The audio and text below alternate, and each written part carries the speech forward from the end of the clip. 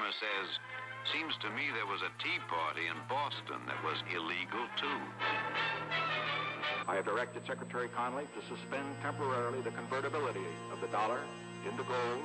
We shall seek to establish and maintain a dollar which will not change its purchasing and debt-paying power during the succeeding generation. As anguished shrieks rose up from the floor of the New York Stock Exchange. Government credit and government currency are really one and the same thing. A reserve of gold and a small reserve of silver. So, and I said, well, what if it does happen? And he says, well, price will solve everything. I said, thanks, give me the gold. Why do central banks hold it? Well, it's a form of reserves. So why don't they hold diamonds? Well, it's tradition, long-term tradition. Well, some people still think it's money. Welcome back to the Junius Maltby Channel. Thanks for joining me this afternoon, this evening, wherever you are. We are going to have some fun today. I did some research, and I think all of you, the channel members, will enjoy this. This is it falls in the line of historical prices, purchasing power. We've covered these topics in the past quite a bit. I mean, we've done Greece, we've done Rome, we've done England. Multiple centuries we covered in the purchasing power of the British pound sterling and coins there, what it took to buy things, what people were paid. And I don't recall ever really diving heavily into the United States, looking at the purchasing power, the strength of the currency, the money here. And I really need you to think gold and silver throughout this. Just think gold and silver. And obviously, because that's what we will be dealing with for much of the time periods, being that this is only a 50-year experiment of having the unbacked fiat Federal Reserve note that we deal with today, the monopoly note, the trash paper coupon that you guys carry around and has feces and cocaine within the fibers. Thank you, Trevor Ham. Thanks for the super chat. He goes, always love the music to that intro. Makes me feel like I'm on a field of battle with fellow Minutemen against the British. Yes, and we will be. That very well may be coming soon. Trevor, your wish might be fulfilled. I'll be beside you. I'll be there with you. That should be fun. We should have a good old little scrap there with the Brits. Hey, you've come to Texas, eh? Here we go. So I'm going to show you how we got started on this, and we'll just jump right into it.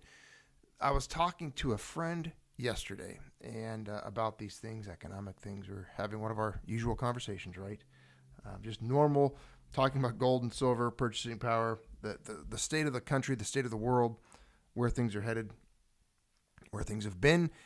And I shared with him, I don't think I ever brought this up to him, this individual, before, but I said, it's funny because the older I get, the more research I've done over time, really the more confident I've become in the staying power and the wealth preservation and everything that is sound money, gold and silver, the ideology of stacking them, but where they've been, their resume, I talked to him about a little bit about what I mentioned earlier, Greece and the colonial period in Spain, the pieces of 8, the 8 reals, and the hundreds of years that served as a liquidity anchor, a unit of account, a medium of exchange. Colonial America, we touched on that. We touched on Greece and Rome, and even before that, the Lydians, going way back. Thousands of years of human existence, gold and silver as money. And I said, the more I look at it, the more I look at how much they purchased. This was the big point. When I look at the videos, if you go back into the archives, you look at, what did a denarius purchase? What did a drachma purchase? How much wheat? How much barley? What kind of services did they acquire? What were people paid? What were the labor, the day rate for a soldier in Rome? And the more I looked at it, the more I realized over time how historically undervalued gold and silver are right now. That I truly believe they will somehow, it's like if you look at a long-term chart, when it comes to the purchasing power, the strength of what they acquire in goods and services and in everyday transactions, if you go by weight, I'm not talking about the foreign exchange markets. I'm not talking about what you see in the Wall Street Journal or in pounds or euros. I'm talking about the weight of silver or gold to acquire a specific good or service. Does that make sense? And if you look at a long-term chart going back 10,000 years, I would say we're at a very low ebb of that when it comes to historical averages of labor. especially. So let's take a look at the comparative wages and prices here in the United States by decade. I'm going to start off in the 1700s, 1600s and 1700s, colonial period, and then we'll move forward 1800s, 1900s, 2000s. We'll probably take some pretty big leaps here and there because not a lot changed, not surprisingly, during eras when there was really no change in the weights and measures of the purity of the gold and the silver. I mean, they were on this. It was the same. You know, there wasn't like all of a sudden unpegged fiat Federal Reserve notes floating around that they could just mass print. There were turbulent times, of course. There were times where there was either war, banking crises, liquidity problems, but also a big thing was a big spike in silver production, silver findings, Pikes Peak lode, Colorado, Western expansion, the frontier. And that actually, that amount of silver coming onto the market did change some things when it came to the exchange rate for gold and silver. The free market kind of did some things there. You guys are quite aware. And one day we should go into further detail of that. Of course, the infighting that took place with bimetallism, gold and silver, that came out of that. And William Jennings Bryan, you shall not crucify me on a cross of gold. There's a lot of history there that I think goes into also government corruption as well. So it's definitely, the more government seems to get involved, the more problems we see with wages and price stability. Let's go to up through 1779. We'll just start in the very beginning. This comes from the University of Missouri, by the way. Libraries, University of Missouri. I found this site. And you can actually go through wages in the American colonies by state. It did change by state. So, you can get lost on this particular page. You can go all over the place in here. And it's fun. It really is. I want to start real quick with, we're on Connecticut. Let's start there. We'll go to prices in American colonies up through. You can go to land prices. This is where I wanted to get you guys involved because, again, this site, when I first came to it, and Mrs. Maltby's here, by the way, she's sitting beside me. It was so huge and so vast. There's so much information here that there's no way we can explore all of it today. I could spend a month on this site scrolling through various prices. And so I'd like to get you guys to actually look at the screen with me. We're going to talk about this together, help out. And just if you see something that jumps out, clothing, food, services, health, items from farm and home, travel, transportation, all of that, that's what I want to do. I want you guys to, if you have an idea, if we can find a particular product by sourcing through this information, we'll do it together. But I'm going to start right now with, again, this is wages and prices up through 1779. I do want to look at land prices because I'm curious. Let's take a look. We know what land prices are today. Now, again, remember this is going to be translated into gold and silver. That's what you're going to need to do. Think of the same weights that we have and that you're familiar with the valuations as $1 almost being just considered almost 3/4 of an ounce of silver, $20 being about an ounce of gold. So if you look here, let's just go to about 1774. Obviously, a lot different, not as many people here, but cultivated per acre, $2.50 per acre. In their natural state, about 35 cents an acre. Pretty interesting, right? Look at the price. 1805, we'll go down here. Cultivated per acre, about $6.25. In the natural state, about $2.20 per acre.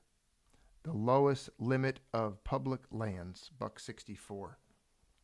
So you can see there's some different acreage prices there, much less than today. You're looking at, and this goes back to, again, and the reason I started there, historically, an ounce of silver has at times bought an acre of land throughout history. So it's interesting to consider what would silver have to be to buy an acre of land by you? And just think of it maybe 2, 3, 4 ounces of silver, depending on things.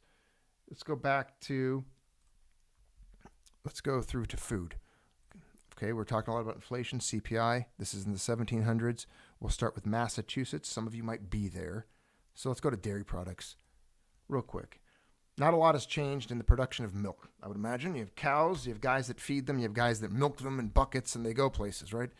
Here we go. Statistics of labor prices for cutlery. Where's the dairy products? Here we go. You know, this is a good start. Let's look at knives also. That's interesting. 1806, a dozen knives was $1. Knives and forks in 1784, a set was 67 cents. Okay. Pocket knives, 1801, $2.20 for a dozen, $2.25. So this was a set for 67 cents here. Table knives, 1783, $1.33. And it looks like, again, probably a dozen. Now, here's the dairy products. Butter. A pound of butter in 1762. So these people churning butter, right? 16 cents for a pound. What is a pound of butter today? So you're getting about a mercury dime. If you look at butter from 1762 all the way through to 1794, let's just call it a dime. It's about that. 10 cents, 11 cents, 12 cents. So think about a mercury dime's worth of silver was buying you about a pound of butter at this time. A pound of butter in the 1700s. And you move all the way through, let's go all the way up to, again, butter. It only went up by very little. About by the time you get to 1821, you're about 20 cents, about 2 dimes. 2 dimes, and then it dropped again. It looks like a little bit, 1828. See, again, there are fluctuations. Remember, I talked about that with the purchasing power, even of silver and gold back then, but nothing like you see today. And you get to about 1840, you've got high, medium, and low. It looks like probably quality. You've got 24 cents down to 16 cents for a pound. So about 16, call it 20 cents for a pound of butter. 2 dimes, 2 mercury dimes. What's a mercury dime's worth of silver today?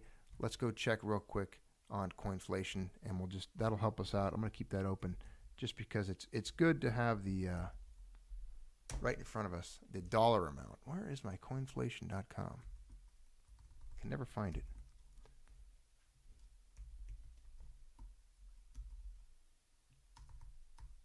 Can't get the N in there.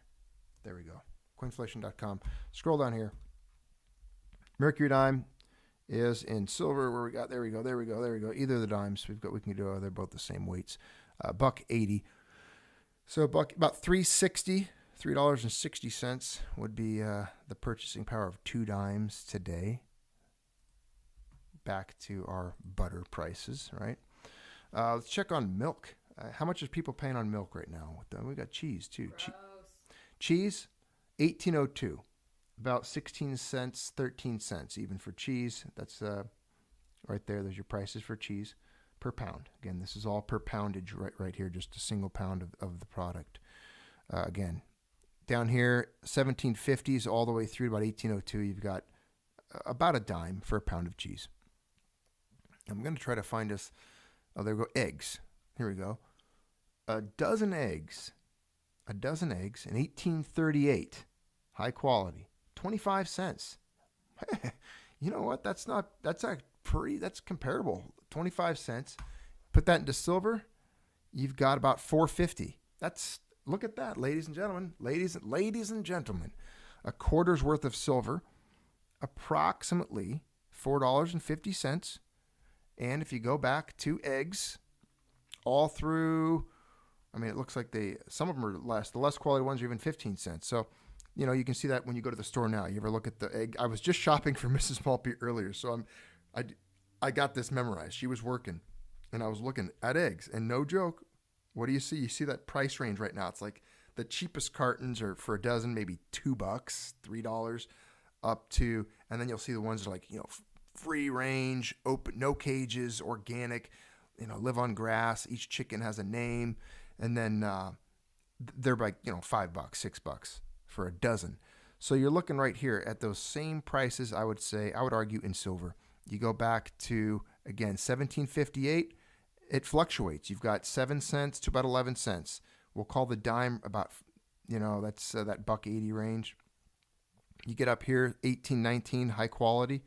So 1819, that's 200 years ago, 25 cents, $4.50 in silver today. Very close purchasing power there in the silver today, and that's remarkable. Now looking at, I wanted to get to the milk. Do you see milk yet?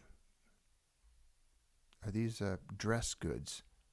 Milk, there we go, 1842, about a nickel for a quart 4 cents for a quart, 3 cents for a quart back here in 1816. So a nickel right here. So 90 cents about for a quart, perhaps, for that. Yeah, it's pretty close, I would say. Interesting prices here, again, in the 1800s, 1700s. Now I'm going to go back. I just wanted to look at the dairy products with you guys and get into... There we go. Let's go back to items for farm and home. We'll just check some things there. Candles, soap, lumber. Is there anyone has any ideas? Anything they want to look at in this time period in the chat? Anyone come up with anything? Let's see. What are you asking them? If they have any ideas, if they wanted to contribute and have something in a particular decade time span that we're looking at right here, like the 1800 range, that they would want to look at up to 1779. As in comparable to an item to... Yeah, here we go. Let's look at, hey, some of these guys might want to know the beer prices from 1667 to 1670. This is pretty early. This is way early. 1600s, 100 years of brewing. I don't think they have a chart for it, though. Yeah, we're not going to be able to get the prices on that. I'm trying to get the, let's go to items for farm and home. Items for farm and home, again, up to 1779. We'll look at, I'm going to say something that's outside of this. Yeah. Because Carla Hernandez in the chat mentioned black truffle salt. Okay. And that stuff is amazing. I've been eating so much black truffle stuff lately. Yeah, we made some pasta the other day with it, right? Yes. I'm going to go right. Let's get up right to the truffle pigs. 1800s. I want to go up through now about 1840s, 1849. Hey, somebody said firearms. That might be a little broad though. Let's see. Oh, and up through 1779. Let's check. I don't know if they have that wages. I did want to look at the building trades real quick. I'll see if firearms are on here as we're scrolling down. Effective work. Carpenters per day, 2 shillings and pence. Now these are, again, some, as you know, if you look at the history of the United States back at this time period, a lot of the colonial period, they were still using pence and pounds and shillings and stuff like that because they were British colonies. So if you look at right here, the wages of labor in general were higher during war than in the times of peace. This appears from the following extract: Greenwich Hospital prices in the appendix of the Commons Report on the resumption of cash payments. This is going to give us a breakdown, a little bit of some wages, again, for carpenters, bricklayers, masons, and plumbers.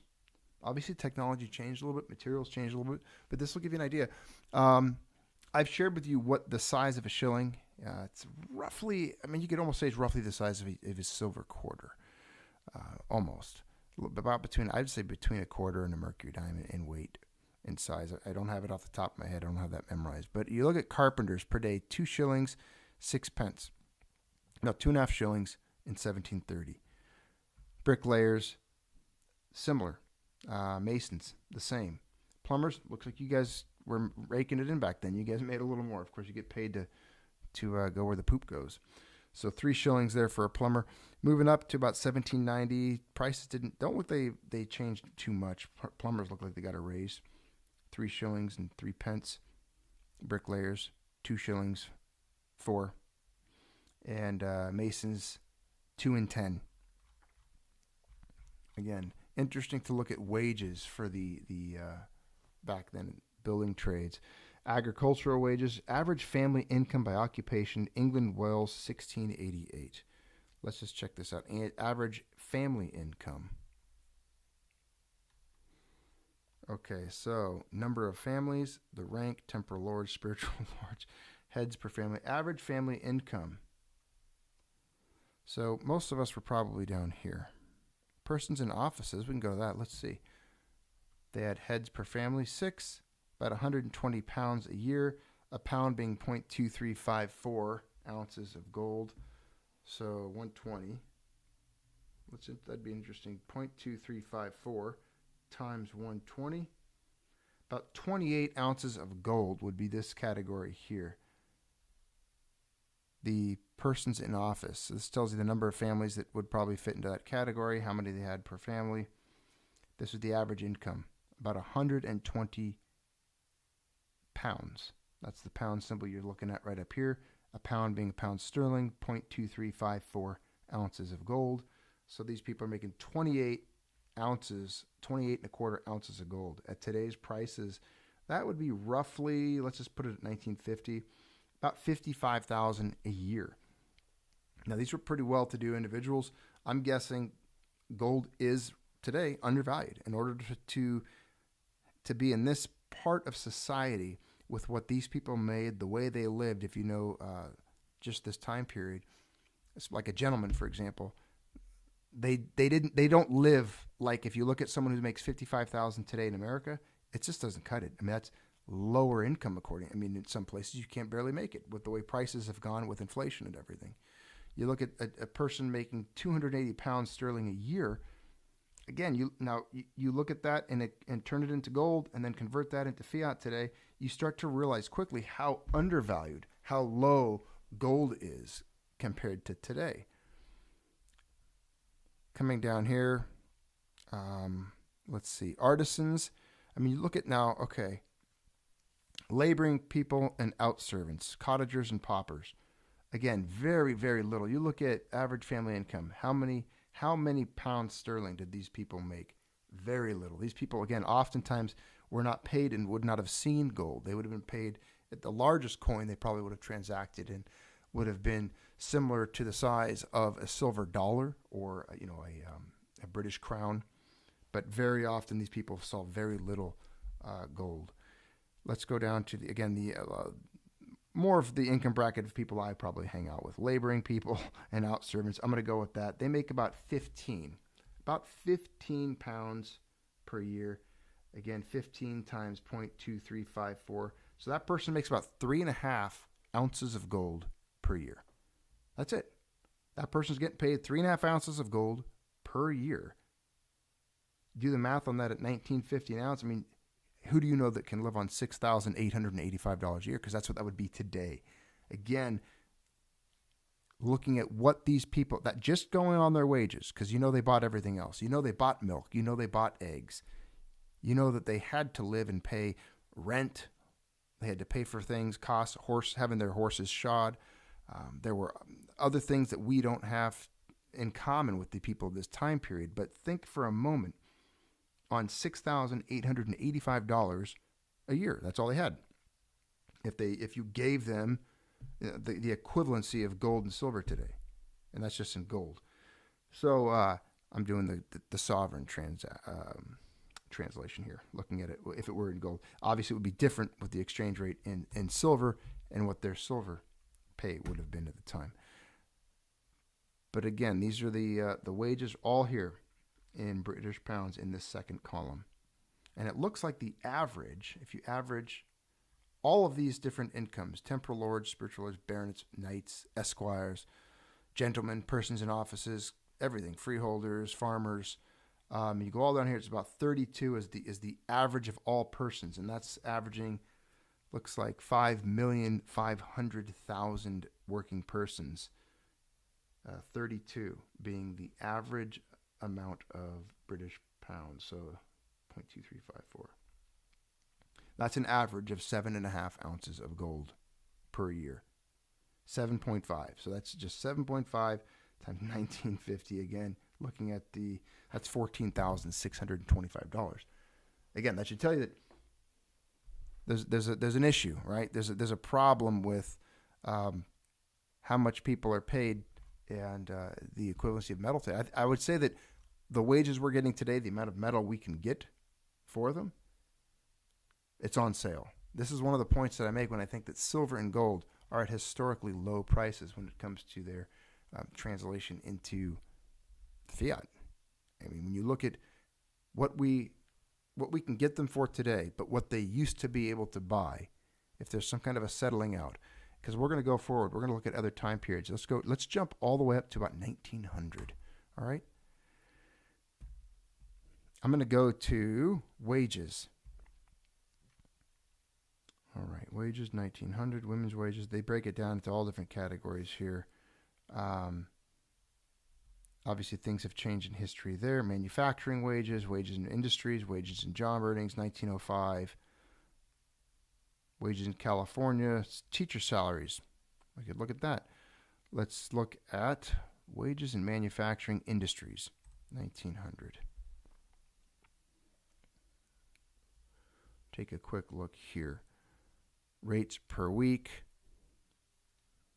Okay, so we've got the week rates for these people. We'll see what they were making. Again, this is 1900. And scrolling down. Wages, come on now.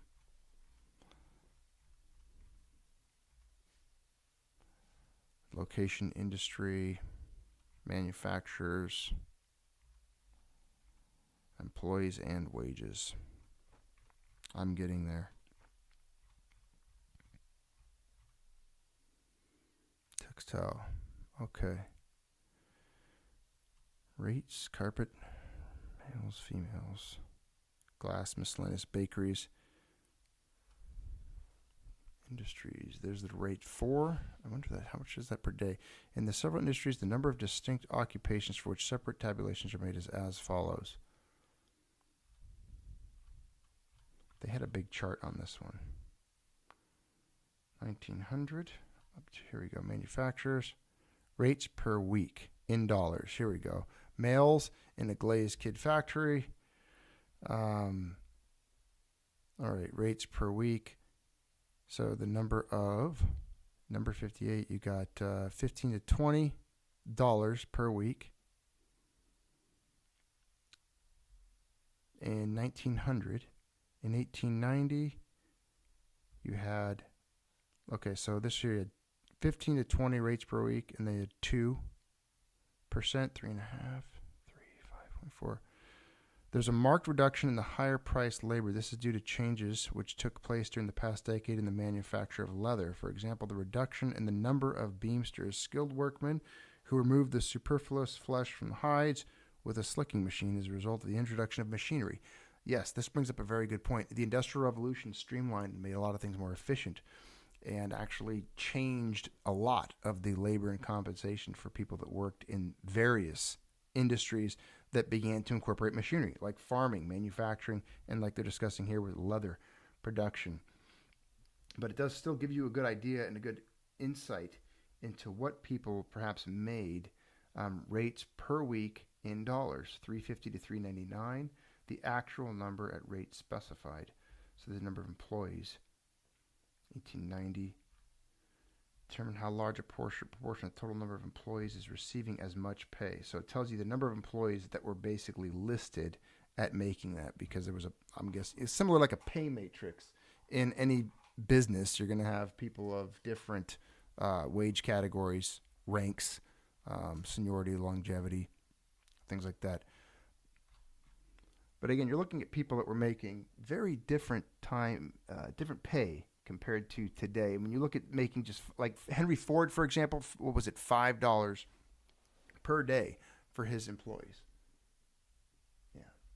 But I just want to share with this. We're going to go back real quick. I want to get to the point. I know this is some boring material. This is some boring stuff. Looking at what people made in history is quite boring. We've done this before, but it's something to consider. The reason, because we're going to get to a moment where I'm going to show you the changes in just what people make today. I mean, it's obvious. The cost of living radically changed when they began to remove gold and silver from circulation, and we let them run rampant with uncontrolled, unfettered access to a printing machine and being able to produce fiat. As you've seen, inflation's now the talk of the town. It's all over the news. We've been discussing it, I would almost say, every day for the last year or two, right? But I'm trying to find the quotable facts. Where is it at? Okay. Quotable facts. Here's when I remember seeing this earlier. In 1903, this is milk cost an average of 14 cents per gallon. Half gallon in 1900. Coffee was 23 cents a pound. So think of the things you know of today and what that, again, equates to. Because coffee being 23 cents a pound, that's roughly a quarter. So you're looking at roughly $4.50 a pound in today's money if you were using silver to buy it back then. All right. Gallon of gas, 18 to 20 cents in 1900. Remember, gas all the way up through the 60s was about roughly a quarter a gallon. That's what a lot of times we've talked about, that a pre-64 quarter, so a silver quarter, would buy about a gallon of gas. It was that way until the recent, now it's even gotten harder, $6, $5, $6, $7 for gasoline per gallon here in the United States. Thank you, Rick and Fed, for the super chat, my friend. Thank you. Even though it's boring, I'm glad you're enjoying it. So a gallon of gas. Obviously, we weren't using gasoline in 1700 or 1800, but with the onset of the Industrial Revolution, 18 to 20 cents in 1900 for a gallon of gas. Shoemakers earned about $2.40 per day. Just $2.40 a day for handmade custom shoes. That's what those guys were making. A cobbler, you would call them. So think of that, 1900 to 1909, people making $2.40 a day. Roughly, if it's a quarter ounce of gold, it's about $5. You're making a little bit half of that per day. If you could do the math on this with both silver and gold. $2, where's it? Where's the gold piece at? We just have these ones up here. Looking at just the silver coins here. 2.5 silver dollars a day. Where are we at? Where am I at? Where's my coins at? They don't even have them on here, do they? Oh, the peace dollar. There we go. 1878. About $20. So 40 plus. Trying to get the math here. 40 plus what? The guy's making $2.40. Yeah. We'll say 50. We'll give him $50 a day. Shoemaker is making, if you do it in silver. Again, it's different if you do it in gold, because he was making half of a quarter ounce of gold approximately. So 1950.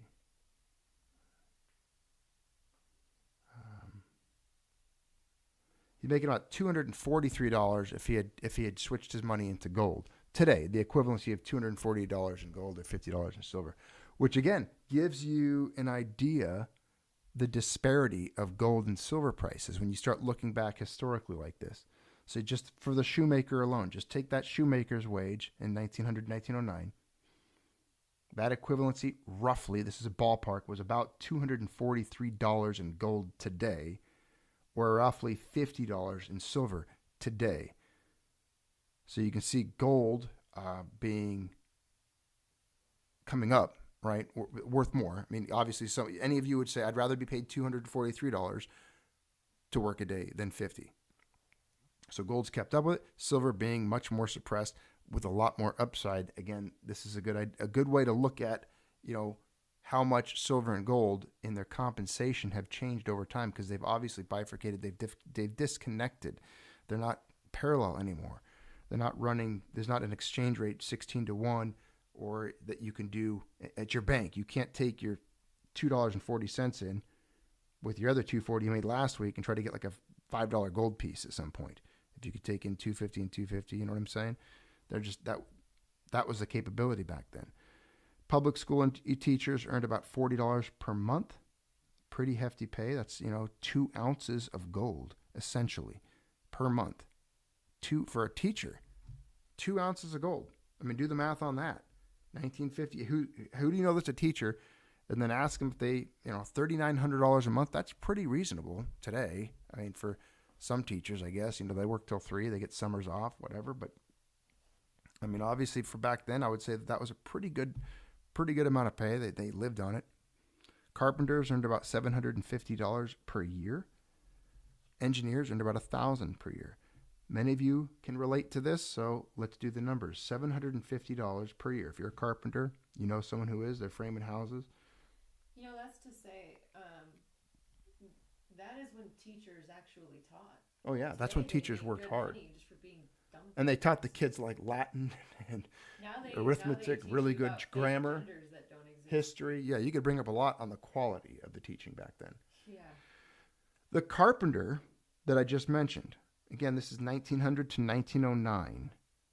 Bureau of Labor and Statistics, this is where the data comes from, is about 36.28 ounces of gold. 36.28 ounces of gold. if I did that right. So he's making 750 divided by 20.67. Yeah, 36.28 ounces of gold times 1950. Let's just do the math on that. That guy's making $70,754, ladies and gentlemen. $70,754. So that's a pretty good wage, I want to point out, for the carpenters back then. $70,000. Butcher or a meat cutter? Nick Braun in the chat, that's his profession. He'd like to know. Oh, let's do that. We could do that. We'll look for that. I got engineers on here. Let's look for the butcher or the meat cutter for this time period. Butcher or a meat cutter. Women in, okay, wages by occupation. Here we go. Farm wages, farm labor, hands, ranch hands. Building and construction, government, iron and steel industry, iron, lumber, millwork, furniture, military pay, nurses, railroad workers, teachers. I'm wondering what would be similar to a butcher. Farm and labor wages, they might be something in here. For all states as a whole, including some rates prior to 1866. I'm not sure. Prices for travel.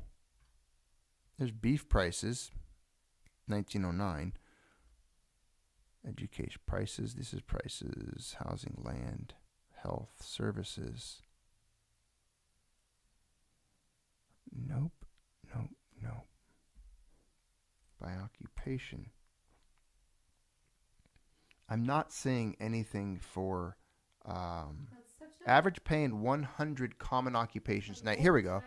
Here's a chart. This might have it. I know, this one might have it. Let's open this up. This is average pay in 100 common occupations, 1900. So I'm hoping that a butcher is considered to be one of the 100 common occupations. It's got to be here. Come on. Surgeons, electricians, saloon keepers, textile designers, stone and china decorators, hotel keepers, lawyers. Here's your pay right here. So relative average pay in 100 occupations. Here you go. You can see all the wages here on the right side and the name of the occupation. So let's go through these real quick. Barbers is on here. Cutlers. Is a cutler? No. Can you look that up? What's a cutler? C-U-T-L. Is that a guy that sharpens knives? I don't know. A draughtsman. Engineers, dentists, merchants, dairymen, a teacher, architects, lawyers, meat dealer. You see it? Or repairs knives. Okay, I found a meat dealer. Is that close enough for him? I suppose. I'm looking down here. Meat. Let's just keep looking. Boots, blacksmiths, carpenters, farmers. Let's do the. There's a butcher. Where do you see that? It's on the right side. Right side? Above soldiers and authors. Near the bottom. Keep going. Sailors? It's above that. Butchers. You just passed it, man. Gardeners? Butchers. I can't read it. I can't. Butchers. Point with Right your finger. here. Oh, you're way up there. I'm looking down at the bottom. You're looking at a different screen. Butchers. 520. All right, that help you? 520 divided by 2067. I'll figure it out in gold. We'll do that first for you. You're getting 25 and a tenth, a little over a tenth, 25.15 ounces of gold at $19.50 an ounce. Today, let's figure it out. You're making about $49,056. So in gold, $49,056 for the butcher here. Now, 520. I'm going to do something real quick. 520 silver dollars. Let's just do the math in silver to see the valuation change. All right. Remember that 520 times 19.25. All right. That's how much silver's in the Morgan dollar. 1920. $10,000. 10,010. Does that make sense? So you can see the difference there. That's significant. Significant difference in compensation and in valuations of silver and gold. So if you just take the butcher, for example, here, and you take his wages in $520, and you convert it to silver, today that silver value is only $10,010 for the year, $10,010. Whereas the $520 divided by $20.67, that's an ounce of gold, equals 25.15 times 1950. He's making $49,056. So that's a difference of $39,000. I don't know the measurable percentage. I could figure that out, I guess. I don't want to spend too much time on the math on that, but I'm just trying to paint a picture and show you there's a massive, massive difference in the wages as measured with either gold or silver historically here, even in the United States. And I would argue this goes across around the world. And it shows you that silver has not come up to where it should be. I mean, it really, that $520 should have been able to be transferred into gold if he wanted to. And the silver and the gold had their exchange rate, and his wages would be what they are in gold or silver. And purchasing power would have been maintained. But again, nobody's going to live on $520 a year today. But this just goes to show you, but that silver and gold are both historically undervalued, but silver is definitely dramatically, far more so, undervalued. And again, that you can do the math that I just did here. If you look at this screen and you just look at all the different wages here, you could pick one. That could be your little assignment. Everyone can pick a particular wage here on the screen and leave it as a comment. You know, look up engineers, the date, put the date on here. This is 1900. And then you calculate how much is it in gold, how much is it in silver. It's a fun little exercise in exploring the math. It would help me out as far as that. I'll actually put the link to this, if you guys wish, in the chat, and I'll put it in the video description too, so you guys can look at the same things we're talking about here. Now that's 1900, 1909, right? You go up, let's just fast forward it, 2020 to present. 2020 to present. Let's see, it's probably not going to have a lot of update because there's not, it's not very updated. Let's go back to 2010 and see if they got more information here.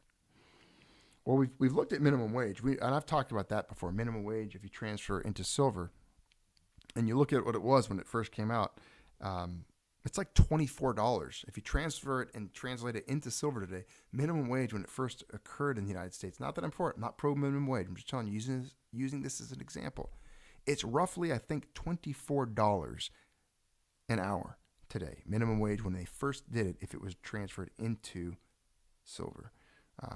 Because that's what it was back then.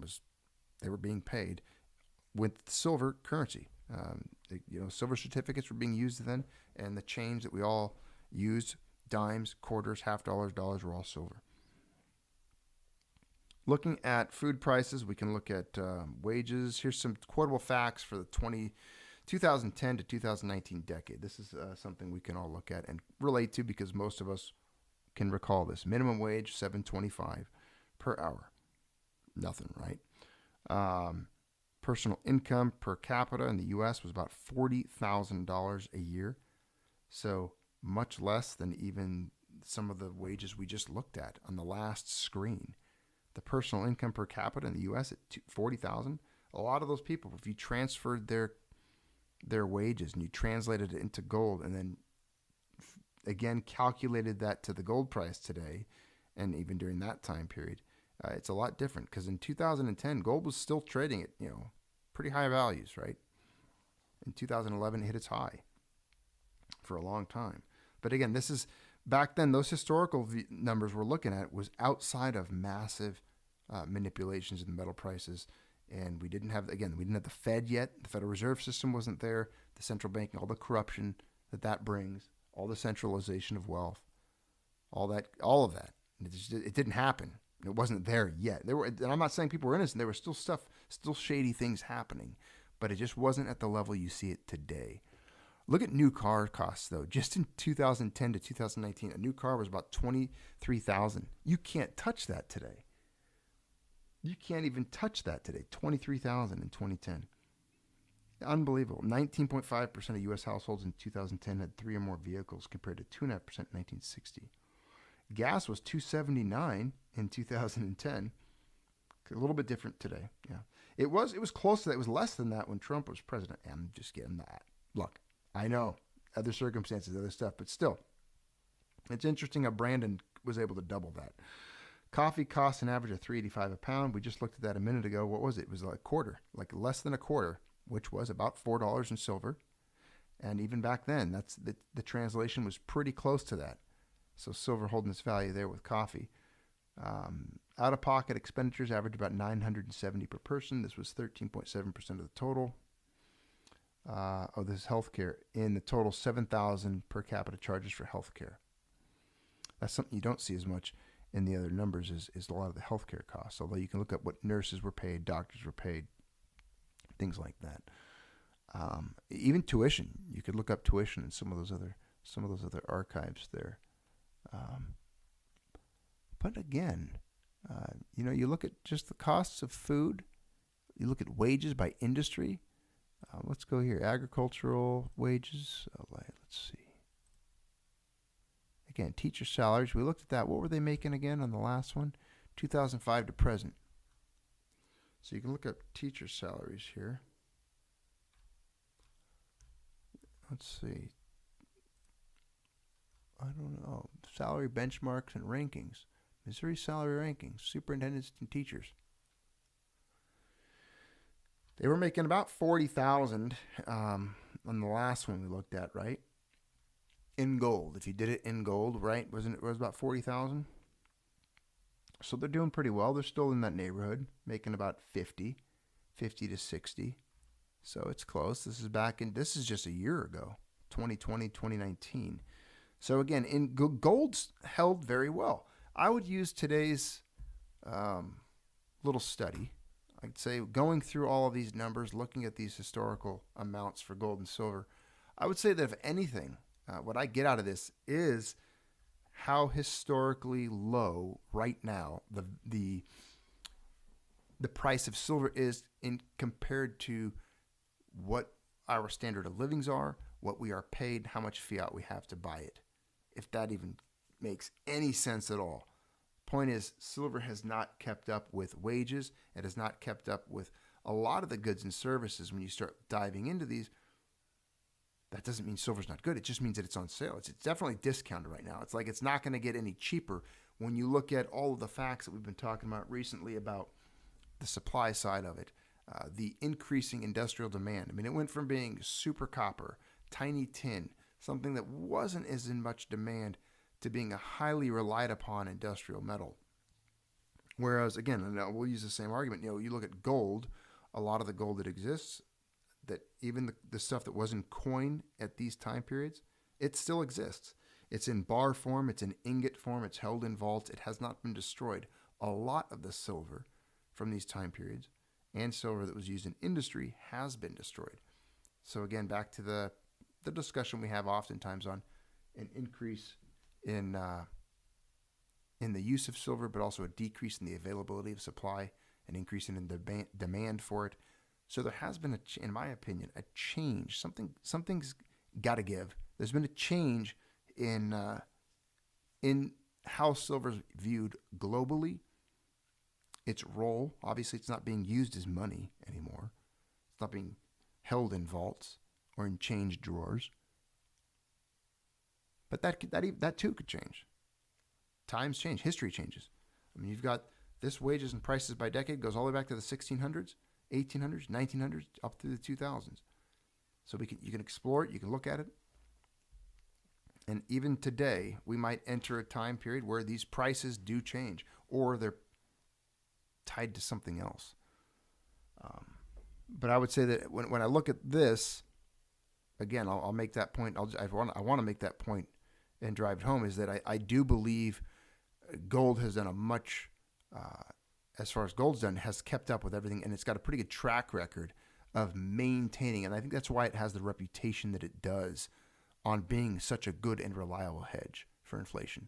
Because again, when you look at all of this, when you look at prices and wages and goods and services, and you do the translation, you do the calculation, it looks like gold it's within the ballpark for sure every time. Whereas when you looked at those wages, like with the butcher and the teacher, and you convert them to the silver valuations, silver has much more to go. It's got some catching up to do, which means, in my opinion, it's on sale.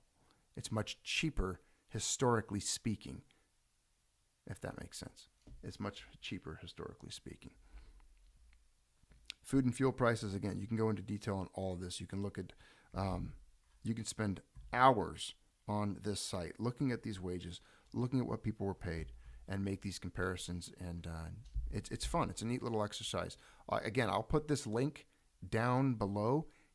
If when you're diving through it and you find something super intriguing, very interesting, write it out, copy it, paste it, cut it out, copy, paste, use your skills and talents and post a comment. Hey, I found this, check it out.